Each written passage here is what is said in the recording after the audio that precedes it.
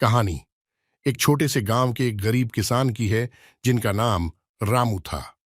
रामू बहुत मेहनती और ईमानदार आदमी था, लेकिन उसका खुद का खेत बहुत ही छोटा था और उसका पास खुद की गाय भी नहीं था।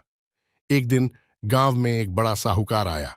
यह साहूकार बहुत धनी था और उसके पास बड़ा बड़ा खेत और कई पशु थे। उसने गांव वालों को अपने साथ काम करने के लिए पुकारा और रोजगार दिलाने का वादा किया। बहुत सारे गांव वाले उसके पास जाकर काम करने लगे। रामू भी वहां गया और साहूकार के खेत में काम करने लगा। साहूकार बड़ा बड़े फसलों के खेतों के मालिक थे, जबकि रामू का खेत बहुत छोटा था। फिर भी रामू ने मेहनत करने का सोचा और अपने काम में ईमानदारी से लग गया। कुछ महीने बाद गांव में अच्छी बर्फबारी हुई और सभी खेतों को बर्फ के नीचे दबा दिया।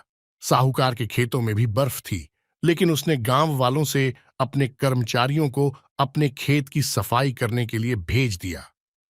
रामू ने खुद अपने छोटे खेत को सफाई की तरह साफ किया और फिर वह बर्फ से बचा हुआ अपने पौधों की ओर देखने लगा। जब बर्फ पिघली तो उसने अपने छोटे खेत में अच्छी खेती की देखी। इसके बाद साहूकार अपने बड़े खेतों को देखने गए और वे सब खराब हो गए थे। उनकी पूरी फसल बर्बाद हो गई थी।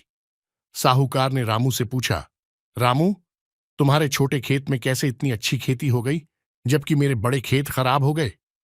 रामू मुस्कुराते हुए जवाब दिया, मालिक, मेहनत और ईमानदारी कभी भी छोटे खेत को बड़े से बेहतर बना सकती है।